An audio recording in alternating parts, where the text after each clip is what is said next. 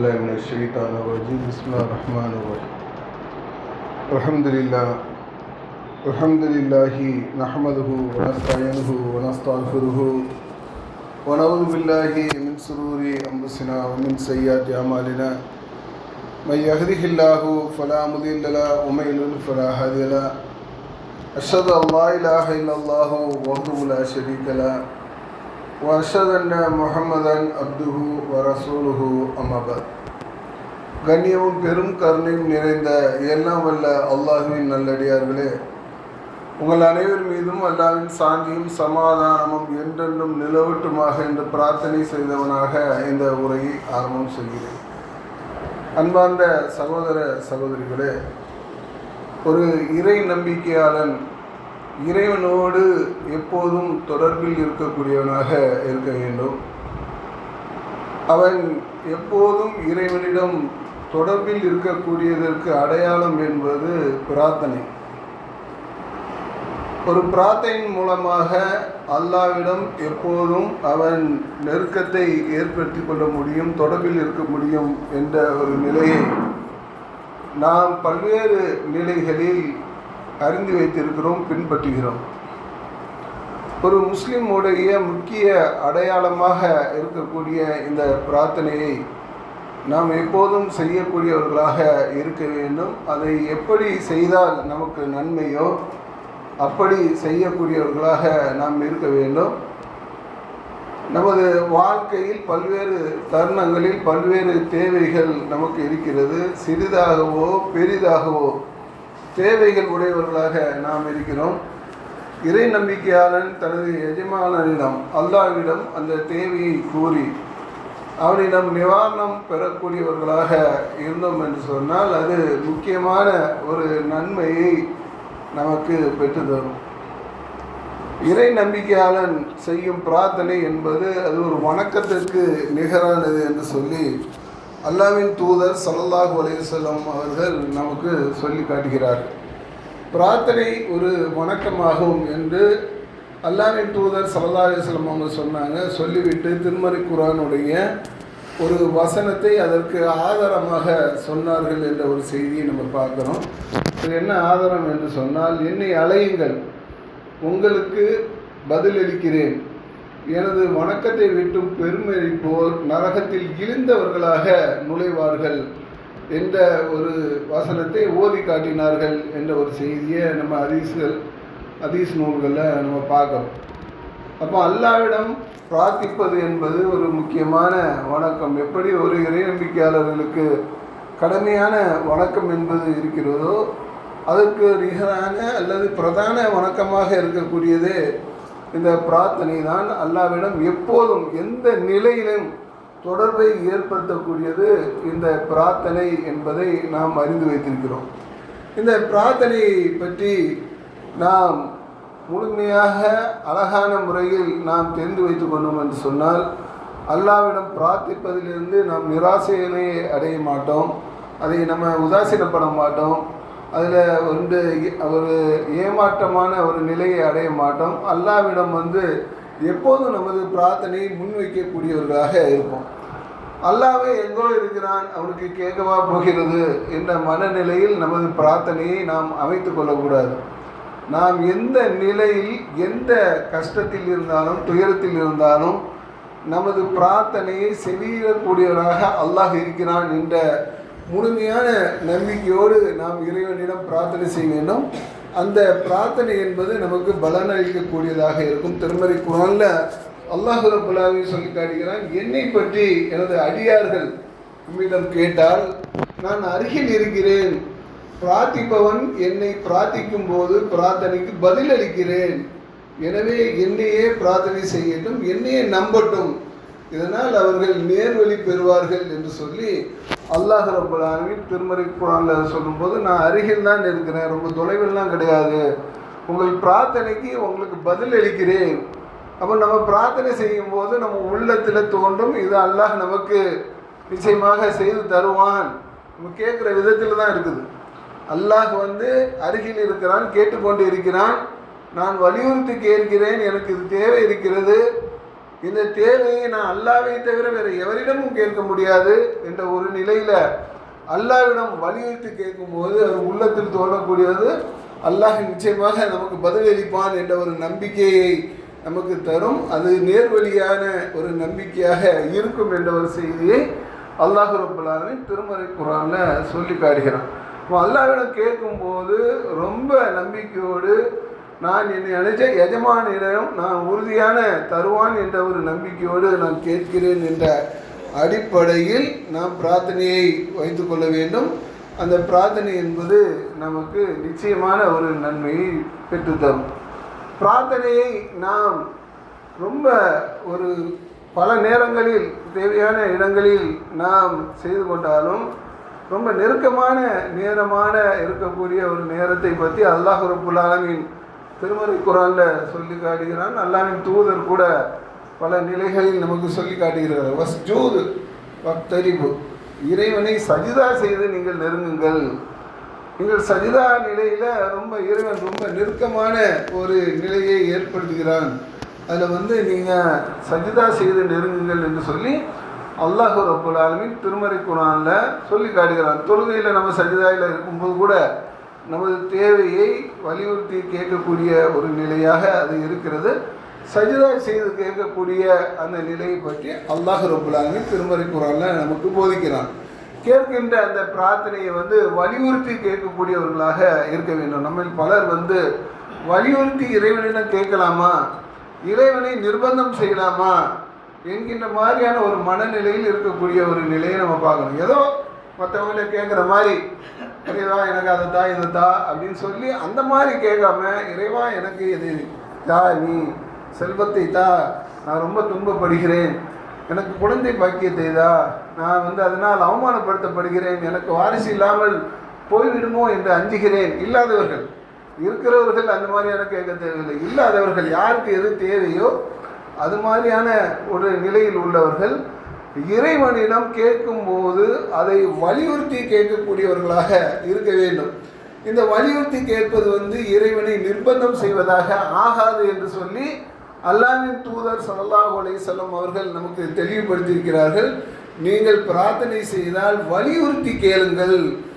அல்லாஹ்வே நீ நினைத்தால் எனக்கு வழங்கு, நீ விரும்பினா எனக்கு வழங்கு என்று நீங்கள் கேட்காதீங்க, வலியுறுத்தி கேளுங்க. வலியுறுத்தி கேட்பது என்பது இறைவனை நிர்பந்தம் செய்வது ஆகாது. ஏனெனில் அவனை நிர்பந்தம் செய்பவர் எவரும் கிடையாது, அவனை யாரும் நிர்பந்தம் செய்ய முடியாது என்ற ஒரு நிலையில் நீங்கள் வலியுறுத்தி கேட்பது இறைவனை நிர்பந்தம் செய்வது ஆகாது என்று சொல்லி அல்லாஹ்வின் தூதர் ஸல்லல்லாஹு அலைஹி வஸல்லம் அவர்கள் நமக்கு தெளிவுபடுத்தியிருக்க ஒரு செய்தியை நம்ம பார்க்குறோம். அப்போ நமது தேவைகளை கேட்கும்போது வலியுறுத்தி கேட்கக்கூடியவர்களாக நாம் இருக்க வேண்டும். பல்வேறு தேவை உடையவர்களாக நாம் இருக்கிறோம். அந்த தேவையை உலக அளவில் மக்களிடம் கேட்கக்கூடிய அளவுக்கு கூட சிலர் அல்லாஹ்விடம் முறையிடுவதே கிடையாது. பல நிலைகளில் தொல்லைக்கு ஆளாகப்படக்கூடியவர்களாக நம்ம இருப்போம். நோய் வந்ததுன்னு சொன்னால் பிறரிடம் நம்ம சொல்லுவோம், நீங்கள் துவா செய்யுங்க அப்படின்னு சொல்லி. நீங்கள் செய்தீர்களான்னு கேட்டால் பலர் இறைவன்கிட்ட துவா செய்கிறதே கிடையாது. இறைவா எனக்கு நோயை நீக்கு, நான் ரொம்ப துன்பப்படுகிறேன். ஐயூப் நபி கேட்டாங்க, ஷைத்தான் என்னை தீண்டி விட்டானே, நீ கருணையாளனுக்கெல்லாம் கருணையாளனாக இருக்கிறியே அப்படின்னு சொல்லி ஐயூப் நபி கேட்ட அந்த பிரார்த்தனையை ஏற்றுக்கொண்டு அல்லாஹ் அவர்களுடைய நோயை நீக்கினான் என்ற ஒரு செய்தியை திருமறை குர்ஆனில் நம்ம படிக்கிறோம்.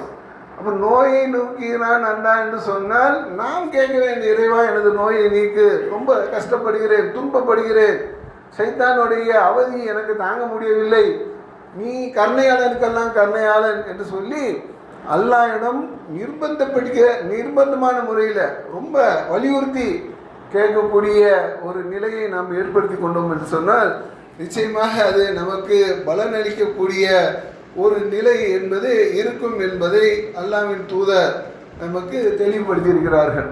பாவமான காரியங்களில் சிலர் பிரார்த்தனை செய்வாங்க, நமக்கு தேவையானதை விட்டுருவான், அடுத்தவனுக்கு தீங்கி இழைக்கக்கூடிய ஒரு விஷயங்கள், அவன் நாசமாக போகணும், அல்லது அவன் சந்ததியற்று போகணும், அல்லது அவன் செல்வம் அழிஞ்சு போகணும், இந்த மாதிரி விஷயத்துக்கு அடுத்தவனுக்காக பாவமான விஷயங்களுக்காக பிரார்த்தனை செய்யலாமல் உறவினர்களை பழித்து கொள்வதற்காக சில பேர் பிரார்த்தனை செய்வான். இவனை விட்டு என்னைய தூரமாக்கிடு அல்ல அப்படின்னு சொல்லி. யாரை? உறவினர்களை, ரொம்ப நெருக்கத்துக்குரியவர்களை விட்டு என்னை தூரமாக்கி விடு அப்படியெல்லாம் பிரார்த்தனை செய்யக்கூடிய ஒரு நிலைமையை நாம் சில நேரங்களில் ஏற்படுத்தி கொள்வோம். அந்த மாதிரியான பாவமான பிரார்த்தனைகளை செய்யக்கூடாது என்று சொல்லி அல்லாஹ்வின் தூதர் நமக்கு கற்றுத்தருகிறார்கள். எந்த அளவுக்கு என்று சொன்னால், சில பேர் ஒருத்தனை கொள்ளை அடிக்கணும், இறைவா நான் கொள்ளை அடிக்கிறதுல எந்த பிரச்சனையும் வந்து விடக்கூடாது பிரார்த்தனை செய்யலாமா? அடுத்தவனுக்கு தீங்கு இழைக்கணும், நான் தீங்கு இழைக்கும் போது எந்த பிரச்சனையும் வந்து விடக்கூடாது. அடுத்தவனை மோசடி செய்யணும், நான் மோசடி செய்யும்போது எந்த மாதிரியான பிரச்சனையும் வந்து விடக்கூடாது. இந்த மாதிரியான பிரார்த்தனைகள்லாம் பாவமான பிரார்த்தனைகள் நம்ம செய்யக்கூடாது என்பதை நாம் கவனிக்க கடமைப்பட்டிருக்கிறோம். நான் பிரார்த்தித்தேன், ஆனால் என் பிரார்த்தனை ஏற்கப்படவில்லை என்று மனிதன் கூறுகிறான். உறவை துண்டிக்கும் விஷயத்திலும் பாவமானவற்றிலும் பிரார்த்தனை செய்தால் அதற்கு பதிலளிக்கப்பட மாட்டாது என்று சொல்லி அல்லாஹ்வின் தூதர் ஸல்லல்லாஹு அலைஹி வஸல்லம் அவங்க சொன்னாங்க. பாவமான காரியங்கள்லையும் உறவை துண்டிக்கும் விஷயங்களிலும் நாம் பிரார்த்தனை செய்தோம் என்று சொன்னால் அந்த பிரார்த்தனை எடுபடாது. நீங்கள் செஞ்சுக்கிட்டே இருக்க வேண்டியதுதான். அல்லாஹ் தரலான்னா தராத ஒரு விஷயத்தை தானே நீங்கள் கேட்டுட்டு இருக்கிறீங்க. உங்களுக்கு தர வேண்டிய விஷயம் 1000 இருக்கிறது. அதில் ஒரு முறையான பிரார்த்தனையை நாம் அமைத்துக் கொள்வதில்லை. அல்லாஹ்வை நெருக்கத்துக்கு ஏற்படுத்தக்கூடிய அந்த பிரார்த்தனையை நாம் அமைத்துக் கொள்வதில்லை. அடுத்தவனுக்கு தீங்கு ஏற்படுத்தும் விஷயத்தில் ரொம்ப உருகி பிரார்த்தனை செய்தால் அது எப்படி ஏற்றுக்கொள்ளப்படும்? அந்த பிரார்த்தனை ஏற்றுக்கொள்ளவே படாது என்று சொல்லி அல்லாஹ்வின் தூதர் ஸல்லல்லாஹு அலைஹி வஸல்லம் அவர்கள் நமக்கு தெளிவுபடுத்துகிறார்கள். ஒரு மனிதனுக்கு உலகத்தில் ஏராளமான தேவைகள் இருக்கிறது. இந்த தேவைகளில் மனிதனுக்கு மனிதன் உதவக்கூடிய ஒரு விஷயங்கள் இருக்கிறது. அந்த மாதிரியான விஷயங்களில் நீங்கள் மனிதர்களிடம் கேட்டு பெற்றுக்கொள்ளலாம். அது மனிதனுக்கு மனிதன் செய்யக்கூடிய உதவி. அதே நேரத்தில் அல்லாஹ்வினால் தர முடியும். நமது கஷ்டங்களை போக்கணும். கஷ்டங்களை போக்கணும்னு சொன்னால் ஒரு மனுஷன் போக முடியுமா? ஒரு மனிதனுக்கு ஏராளமான கஷ்டங்கள் இருக்கும், துன்பங்கள் இருக்கும், துயரங்கள் இருக்கும், மன வலி இருக்கும். மன வலியை மனுஷன் போக முடியுமா? நிச்சயமாக போக முடியாது. அல்லாஹ்வின் நினைவு மட்டும்தான் மன வலியை போக்கும். திருமறை குர்ஆன்ல அல்லாஹ் ரப்பல் ஆலமீன் சொல்லி காட்டுகிறான், கவனத்தில் கொள்க, அல்லாஹ்வின் நினைவால் தான் உள்ளங்கள் அமைதி கொள்கின்றன. நீங்கள் மற்ற மனிதர்கள் உங்களை அமைதிப்படுத்த முடியாது, உங்கள் கஷ்டங்களை எல்லாம் முழுமையாக போக்க முடியாது. அப்போ மனிதனுக்கு மனிதன் செய்யக்கூடிய உதவி என்பது வேறு, அல்லாஹ்விடம் கேட்கக்கூடிய பிரார்த்தனையான அந்த உதவி என்பது வேறு. அல்லாஹ்வின் கேட்கக்கூடிய அந்த பிரார்த்தனை என்பது நமது கஷ்டங்களை, நமது துயரங்களை, நமது மனக்குமுறல்களை முற்றிலுமாக நீக்கக்கூடிய ஒரு பிரார்த்தனையாக அது இருக்கும். உலகத்தில் பல்வேறு நிலைகளில் அது நமக்கு தேவையாக இருக்கிறது. குழந்தை இல்லை, டாக்டர்லாம் போய் பார்த்தாச்சு. டாக்டர் என்ன சொல்கிறாரு? கை விரித்து விடுவார். எங்களால் முடிஞ்ச வைத்தியம்லாம் நாங்கள் பண்ணிட்டோம், இனிமே எல்லா வைத்தியம் முடிஞ்சிட்டு கடைசியில் காசெல்லாம் வாங்கின முடிஞ்ச பிறகு சொல்லுவார், இனிமே கடவுள் விட்ட வழி அப்படிம்பார். ரொம்ப கஷ்டப்பட்ட நோயாளிக்கு கூட அந்த எங்களால் முடிஞ்ச சிகிச்சை கொடுத்துட்டோம், இனிமேல் கடவுள் விட்ட வழி, அந்த நம்பிக்கையை அவர் அங்கே வெளிப்படுத்தக்கூடிய ஒரு நிலைமையை நம்ம பார்க்குறோம். அவன் வைத்தியம் செய்யக்கூடிய நோய்க்கு வைத்தியம் செய்யக்கூடிய ஒரு நிலை என்பது மார்க்க நிலை தான். ஆனால் அல்லாஹ்விடம் கேட்கக்கூடியது அது ரொம்ப முக்கியமான ஒரு விஷயம். இறைவா, எனக்கு குழந்தை பாக்கியம் இல்லை, எனக்கு பிறகு வயதான நிலையில் என்னை யார் கவனிப்பார்கள்? எனக்கு பிள்ளை இருந்தால் தானே அவர் கவனிக்கும். ஜக்கரியா அலைஹிஸ்ஸலாம் அவர்கள் கேட்டார்களே, இறைவா, துன்பமான நிலையில், ரொம்ப வயதான முதிர்ந்த நிலையில் கேட்டாங்க. நம்ம கற்பனை பண்ணி அவங்களுக்கு பிள்ளை பிறக்குமா அப்படிங்கிறது ஒரு சந்தேகமான ஒரு வயசு. அது ரொம்ப முதிர்ந்த நிலை, தலை நிறையால் மின்னுகிறது, உடம்பு பலவீனப்பட்டு விட்டேன், ஆனாலும் உன்கிட்ட பிரார்த்தனை செய்வதில் துர்பாக்கியசாலியாக நான் இருக்க மாட்டேன், எனக்கு குழந்தையை கொடு அல்லாஹ் என்று வலியுறுத்தி அவர் கேட்டார். யஹ்யா என்கின்ற குழந்தையை பற்றி நற்செய்தி கூறுகிறோம் என்று சொல்லி அல்லாஹ் முதுமையில், அவருடைய வயது இறுதியில் அவர்களுக்கு யஹ்யா என்ற வாரிசை கொடுத்தான் என்ற நிலையை நம்ம திருமறை குர்ஆன்ல நம்ம பார்க்குறோம். அப்போ நம்ம கஷ்டங்களில் ஒரு கஷ்டம் குழந்தையின்மை என்கின்ற ஒரு கஷ்டம். அதை நம்ம எங்கே கேட்கணும்? உலக வைத்தியம் நம்ம செய்கிறோம், ஆனால் கேட்கக்கூடிய பிரார்த்தனையை கேட்கக்கூடியது அல்லாஹ்கிட்ட வலியுறுத்தி கேட்கணும். இறைவா, எனக்கு குழந்தை செல்வத்தை தா அல்லா, இதன் மூலம் நான் மகிழ்ச்சியாக இருப்பதற்கும் எனது குடும்பத்தினரை சந்தோஷமாக வைத்திருப்பதற்கும் எனது இயலாமையை மற்றவர்களிடமிருந்து பாதுகாத்துக் கொள்வதற்கும் இது எனக்கு தேவையான ஒரு விஷயமாக இருக்குது அப்படிலாம் சொல்லி இறைவன்கிட்ட உங்களுடைய இயலாமையை சொல்லி சொல்லி கேட்கும்போது நிச்சயமாக இறைவன் பதிலளிப்பான் என்கின்ற ஒரு நிலைமையை தான் நம்ம திருமறை குர்ஆன்லேருந்து பார்க்குறோம். செல்வம் இல்லை, கஷ்டப்படுகிறோம், கடுமையாக உழைக்கிறோம், ஆனால் ஒன்றுமே தேர மாட்டேங்குது. செலவு அதிகமாகுதே தவிர வருமானம் என்பது பாடு இல்லை, ரொம்ப துயரமாக இருக்கிறது. அப்போ இந்த நிலையில் நீங்கள் எதை போய் இங்கே சிந்திப்பீங்க? இப்படி செஞ்சால் இப்படி வந்துடும், இப்படி வருமானம் வந்துடும், எந்த சிந்தனைக்கும் ஆட்படாமல் இருக்குது. முயற்சிலாம் பண்ணி பார்க்குறீங்க. நிச்சயமான முயற்சி என்பது அது நல்ல ஒரு நிலை. ஆனால் முயற்சி பண்ணி பார்த்து கூட பலன் இல்லை என்று சொன்னால் நீங்கள் பிரார்த்தனை யாரிடம் வைக்க வேண்டியதான். இறைவா, என்னால் ஆன முயற்சியை நான் செய்துவிட்டேன், எனது தேவையை என்னால் பூர்த்தி செய்ய முடியவில்லை, நீ அனைத்து தேவைகளையும் பூர்த்தி செய்பவன், எனக்கு வருமானத்தை தாழ்லா, எனக்கு செல்வத்தை தாழ்லா, அதை பயனுள்ளதாக ஆக்கல்லா. கேட்கலாம் தானே, நமக்கு தேவை இருக்குது தானே. அப்படி கேட்குறோமாங்கிறது தான் ரொம்ப பிரச்சனை. மனுஷங்கக்கிட்ட சொல்கிறோம், வருமானமே இல்லைங்க, ரொம்ப கஷ்டப்படுறாங்க அப்படின்னு. இந்த கஷ்டங்களையெல்லாம் மனிதர்களிடம் பகிர்ந்து கொள்கிறோம். அவன் இந்த காதில் கேட்டுன்னு இந்த காதில் போவான். பல பேர் கஷ்டத்தை கேட்டுக்கொண்டு உனக்கு தேவைதான், நீ என்ன மாதிரி ஆட்டம் ஆடின இப்படி சொல்லக்கூடியவர்கள் தான் அதிகமானவர்கள் இருப்பார்கள். ஆனால் அல்லாஹ் அப்படியா? உங்களுடைய கஷ்டத்தை ரிசீவ் பண்ணுவான், ஏற்றுக்கொள்வான், உங்களுக்கு சிறந்த ஒரு வழிகாட்டுதலை நிச்சயமாக தருவான். கேட்குறோமா, பிரார்த்தனை மூலமாக இறைவனிடம் அணுகிறோமா என்கிறதுக்கு ரொம்ப ஒரு கேள்விக்குறியான ஒரு விஷயமாக இருக்கிறது. அப்படியே கேட்டாலும் அதில் உறுதியற்ற தன்மையாக ஒரு போனால் போகுது, இன்னும் சொல்ல போனால் அவன் என்னமோ நமக்கு அடிமை மாதிரியும், நம்ம என்னமோ அவனுக்கு எஜமான் மாதிரியும், அந்த மாதிரி கேட்கக்கூடியவர்கள் நிறைய பேர் இருக்கிறாங்க. நான் அடிமை, நீ எஜமான். எஜமான் நீங்கள் எப்படி கேட்பீங்களோ பணிவாக, எப்படி ரொம்ப பணிவாக தானே கேட்பீங்க. உங்களுக்கு உலகத்தில் ஒரு எஜமான் இருக்கிறான்னு சொன்னால் அந்த எஜமானை உலகத்தில் எந்த அளவுக்கு பணியிறிய? அப்போ எல்லாத்துக்கும் சக்தி பெற்ற எஜமானாக இருக்கக்கூடிய அல்லாவிடம் எப்படிப்பட்ட ஒரு பணிவோடு கேட்கக்கூடியவர்களாக இருக்க வேண்டும். பணிவோடும் நம்பிக்கையோடும் உறுதியாகவும் நாம் கேட்கக்கூடிய அந்த பிரார்த்தனை என்பது நிச்சயமாக நமக்கு வழிகாட்டக்கூடியதாக, நமக்கு பலனளிக்கக்கூடியதாக இருக்கும் என்பதை மறந்துவிடவே கூடாது. அவசரத்துக்காக பிரார்த்திப்பது என்பது இருக்கிறது. ஒரு அவசர தேவை, உடனடியான ஒரு தேவை இருக்கிறது. வண்டியில் போயிட்டே இருக்கிறீங்க, திடீர்னு பார்த்தீங்கன்னு சொன்னால் பஞ்சர் ஆகிடும், யாருமே இல்லை. இந்த மாதிரி நேரத்தில் நீங்கள் என்ன செய்வீங்க? யாரை அழைப்பீர்கள்?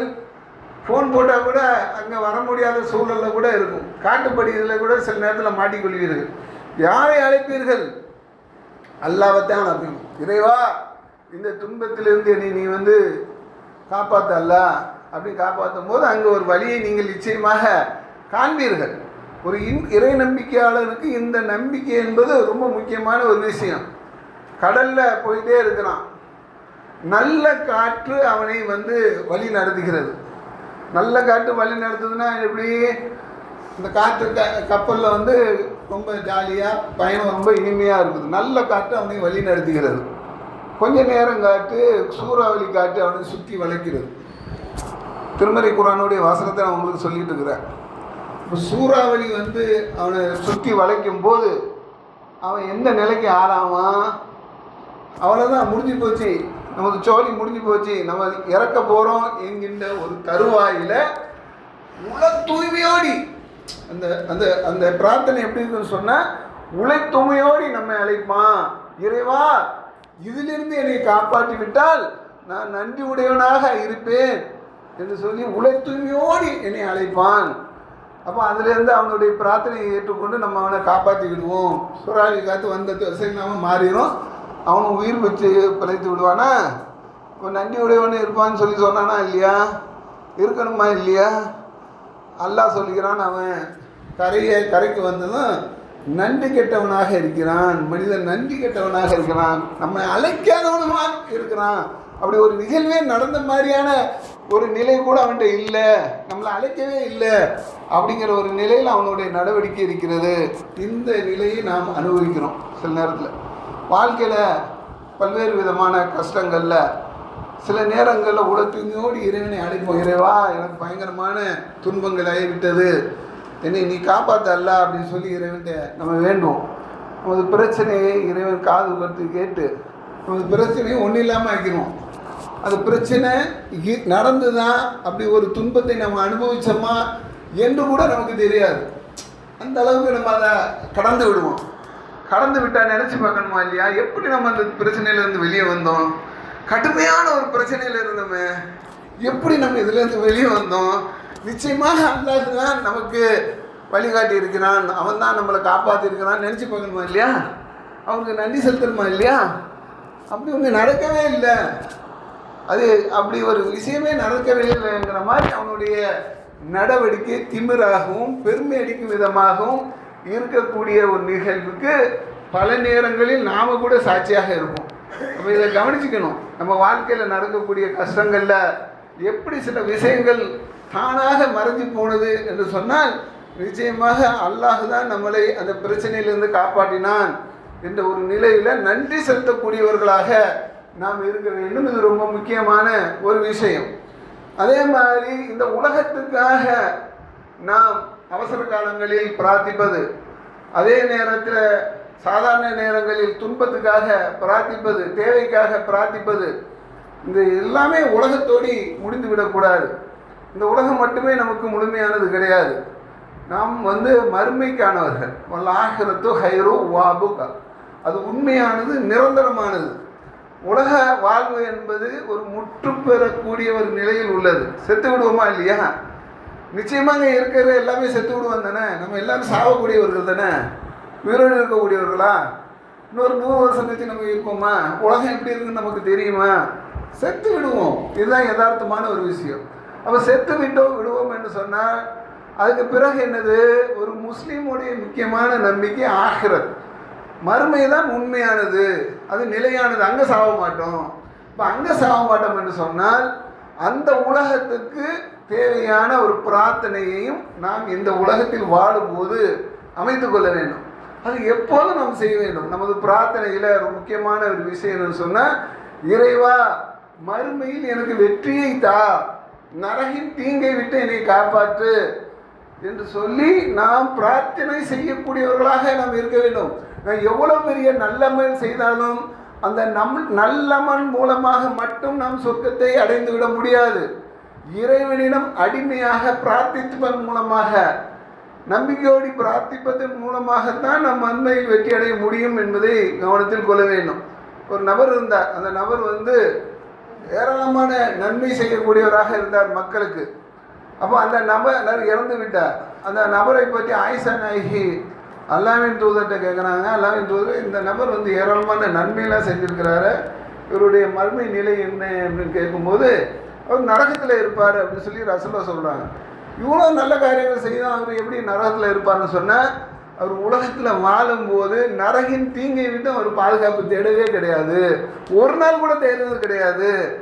அப்போ உலகத்தில் வாழும்போது நரகின் தீங்கை விட்டும் பாதுகாப்பு தேடக்கூடிய அந்த பிரார்த்தனையை நாம் அமைத்து கொள்ள வேண்டும். அந்த பிரார்த்தனையை அல்லாஹ் ரப்புல் ஆலமீன் திருமறை குர்ஆனில் நமக்கு சொல்லி காட்டுகிறான். ரப்பனா ஆத்தினா ஃபித் துன்யா ஹஸனத்தும் வஃபில் ஆஹிரத்தி ஹஸனத்தும் வகினா அஸாபன்னார். இறைவா, இந்த உலகத்திலும் எங்களுக்கு நன்மையை நீ தருவாயாக, மறுமையிலும் நன்மையை தருவாயாக, நரகின் தீங்கை விட்டும் எங்களை காப்பாயாக என்ற ஒரு பிரார்த்தனையை அல்லாஹ் ரப்புல் ஆலமீன் திருமறை குர்ஆனில் நமக்கு செய்யும்படி நமக்கு சொல்லி தருகிறான். அப்போ இந்த பிரார்த்தனையை நாம் எப்போதும் செய்யக்கூடியவர்களாக நாம் இருக்க வேண்டும். ரொம்ப முக்கியமான ஒரு விஷயம். பல பேர் நான் ஏகப்பட்ட பாவம் செஞ்சு விட்டேனே, இந்த பாவப்பட்ட செஞ்சுவிட்ட நிலையில் நான் எப்படி இறைவனிடம் பிரார்த்தனை செய்ய முடியும்? இறைவன்கிட்ட பிரார்த்தனை செய்தால் நான் செய்த பாவத்தின் காரணமாக கொடூரமான பாவங்கள்லாம் கூட இருக்கும். சில பேர் அந்த மாதிரியான பாவங்கள் செய்வார்கள். செய்த பிறகு சில நேரங்களில் மனம் வரிந்து ரொம்ப ஓவராக பாவம் பண்ணிட்டோமே, எப்படி திருந்துவதுன்னு தெரியாமல் அதுக்கப்புறம் அதை இறைவன் மீது நிராசை அடைந்து அப்போ அந்த பாவத்திலிருந்து மீள முடியாமல் தவறான காரியங்களில் ஈடுபட்டு மேலும் பாவியாக ஆகக்கூடிய ஒரு நிலைமையெல்லாம் நம்ம உலகத்தில் பார்ப்போம். அப்போ இந்த மாதிரி நிராசையான ஒரு நிலையை அடைய தேவை கிடையாது. அல்லாஹ் பாவங்களை மன்னிப்பவன். முக்கியமான ஒரு விஷயம் அதுதான். நீங்கள் எவ்வளோ பெரிய பாவங்கள் செய்தாலும் சரி, திருந்துறீங்களா என்பதை தான் நல்லா எதிர்பார்ப்போம். திருந்துறது என்பது ரொம்ப முக்கியமான ஒரு விஷயம். அப்போ திருந்தி அல்லாஹ்விடம் பாவ மன்னிப்பு கோரிக்கையை நீங்கள் கேட்கும்போது, நீங்கள் எந்த பாவங்கள் செய்தாலும் சரி அதை அல்லாஹ் மன்னிப்பவனாக இருக்கிறான் என்பதை நாம் புரிந்து கொள்ள வேண்டும். திருமறை குர்ஆன்ல அல்லாஹ் ரப்பல் ஆலமீன் சொல்லி காட்டுகிறான், தனக்கு எதிரான வரம்பு மீறிய எனது அடியார்களே, நீங்கள் அல்லாஹ்வுடைய அருளில் நம்பிக்கை இழந்து விடாதீர்கள். அவன் பாவங்கள் அனைத்தையும் மன்னிப்பான். எந்த பாவங்கள் செய்தாலும் சரி அல்லாஹ் மன்னிப்பான். மன்னிப்பு கேட்டீங்களா? பிரார்த்தனை செய்தீர்களா? அதான் ரொம்ப முக்கியமான விஷயம். நம்ம செய்த பாவம் என்ன, அல்லாஹ்விடம் பிரார்த்திப்பது என்ன? இறைவா, நான் பாவம் செய்துவிட்டேன், பாவியாக இருக்கிறேன், அதற்காக வருந்துகிறேன்.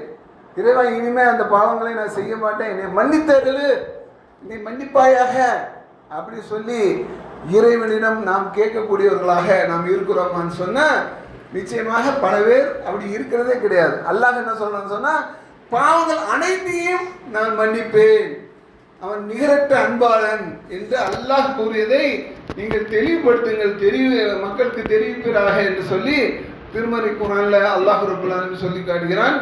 அல்லாஹ்வின் அருளில் நம்பிக்கை இழக்காதீர்கள், மறுக்கும் கூட்டத்தை தவிர வேறு யாரும் அல்லாஹ்வின் உடைய அருள்ல நம்பிக்கை இழக்க மாட்டார்கள் என்று சொல்லி திருமறை குர்ஆன்ல வசனம் இருக்கிறது. இறை மறுப்பாளர்கள் தான் அல்லாஹ்வுடைய அருளில் நம்பிக்கை இழப்பார்கள்.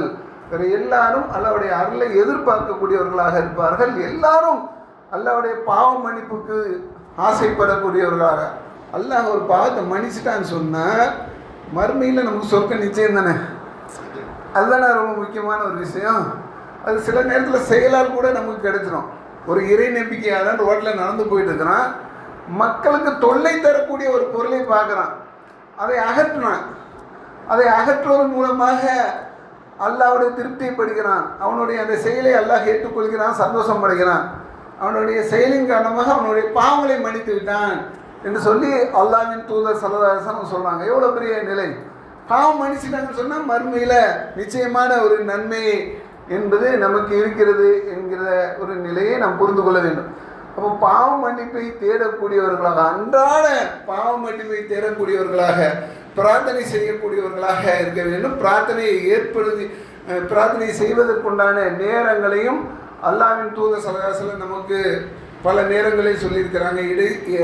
இறைவனுடைய கடைசி பகுதி, கடமையான தொழுகைக்கு பிறகு செய்யக்கூடிய துவா, சஜிதாவில் அடியான் இருக்கக்கூடிய நிலையில் ரொம்ப நெருக்கத்தை ஏற்படுத்துகிறான். எனவே சஜிதாவில் துவாவை அதிகப்படுத்துங்கள் என்று சொல்லி அல்லாஹ்வின் தூதர் ஸல்லல்லாஹு அலைஹி வஸல்லம் சொல்கிறாங்க. வெள்ளிக்கிழமையில் ஒரு நேரம் இருக்கிறது, முக்கியமான நேரம். அந்த நேரம் எதுவும் சொல்லப்படலை. ஆனால் அந்த நேரத்தை நீங்கள் அடைந்து அல்லாஹ்விடம் பிரார்த்தனை செய்தீர்கள் என்று சொன்னால் உங்களுடைய எந்த கோரிக்கையும் அல்லாஹ் நிறைவேற்றுவான் என்றெல்லாம் அல்லாஹ்வின் தூதர் ஸல்லல்லாஹு அலைஹி வஸல்லம் அவங்க நமக்கு தெளிவுபடுத்தியிருக்கிறாங்க. அப்போ சொல்லக்கூடிய செய்தியுடைய விஷயம் என்னன்னு சொன்னால், எப்போதும் இறைவனுடைய தொடர்பில் இருக்க வேண்டும். இறை நம்பிக்கையாளர்களுக்கு அது ரொம்ப முக்கியம். சின்ன ஒரு விஷயமாக இருந்தாலும் சரி, பெரிய ஒரு விஷயமாக இருந்தாலும் சரி, இறைவனிடம் பிரார்த்திப்பதை நாம் நிராசை அடையக்கூடாது. அல்லாஹ்விடம் கேட்பதை ஒரு வணக்கம் என்பதை நாம் புரிந்து கொள்ள வேண்டும். ரசூலுல்லாஹ் செருப்புடைய வார் இருந்தால் கூட அல்லாஹ்விடம் உதவி தேடுவார்கள் என்றெல்லாம் நம்ம ஹதீஸ்களில் பார்க்குறோம். ரொம்ப சின்ன விஷயம் சொல்லி அலட்சியப்படுத்த வேண்டாம். எல்லா நிலையிலும் அல்லாஹ்விடம் பிரார்த்தனை செய்யக்கூடியவர்களாக, நமது பிரார்த்தனை மூலமாக நமது வணக்கத்தையும் நம்பிக்கையும் உறுதி செய்யக்கூடியவர்களாக, உறுதியான ஒரு நம்பிக்கையை வெளிப்படுத்தக்கூடிய நல்லடியார்களாக நாம் இருக்க வேண்டும் என்ற அந்த சிந்தனையை உங்களுக்கு தந்தவனாக இந்த முதல் உரையை நிறைவு செய்கிறேன்.